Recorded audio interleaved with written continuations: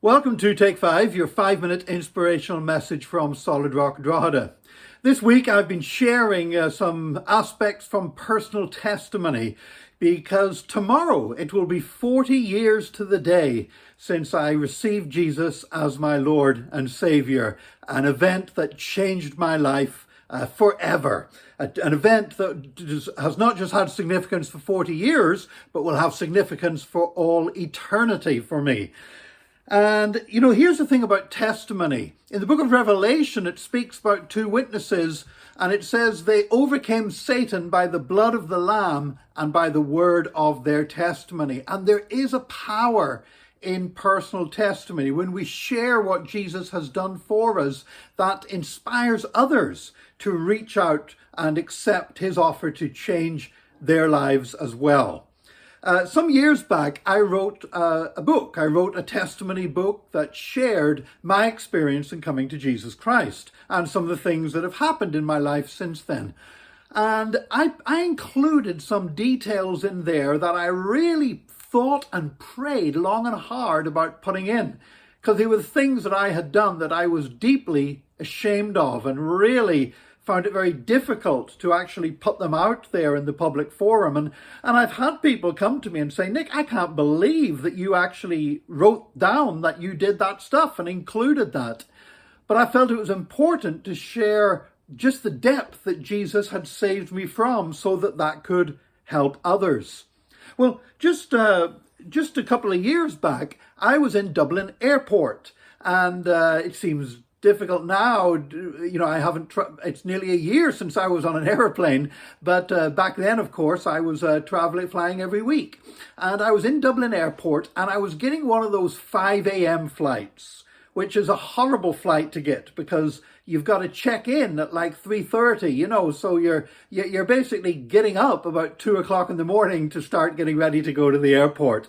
And I'm wandering around more asleep than awake, half comatose, whenever this lady came up to me and said, "Excuse me, are you Nick Park?"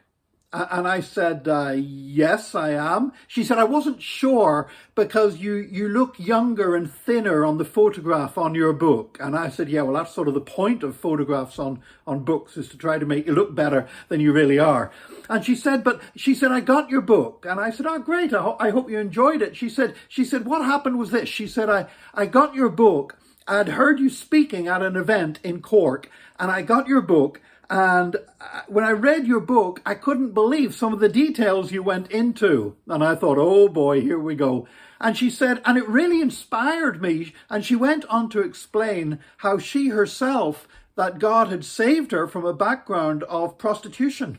And she'd never felt that she could ever talk about that. She felt too ashamed, and that it wasn't the kind of thing you testify about in church. And so she'd kept quiet about it. She said, but whenever you spoke about the things in your past that you must have been deeply ashamed of, I decided that I was going to speak out about the things in my past. And she then went on to explain how this had opened the door for her, sharing her experiences, to get involved in ministries reaching out to help women that are being trafficked into prostitution. And she said this to me then. She said, and the reason I'm in the airport today, she said, is I'm on my way to a conference where I'm speaking on this very issue. And these doors were opened because God used your testimony to bring about a greater courage in me.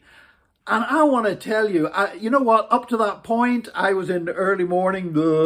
I was walking through that airport just absolutely praising God, because that's the power of Christian testimony. And I want to tell you, it's important. Your testimony is not going to be like mine. My testimony is not like yours. But it's important that we tell other people what Jesus has done for us, because that can open doors that we could never imagine, not only for ourselves, but for others also. And I pray that God will use you today to share your story with somebody. If it might be through an online media, might be just a text or something, but I pray that God will enable you to share something that God has done for you so that he can do something for somebody else as well. Be blessed today, and join us next time for another Take 5, your 5-minute inspirational message from Solid Rock Drogheda.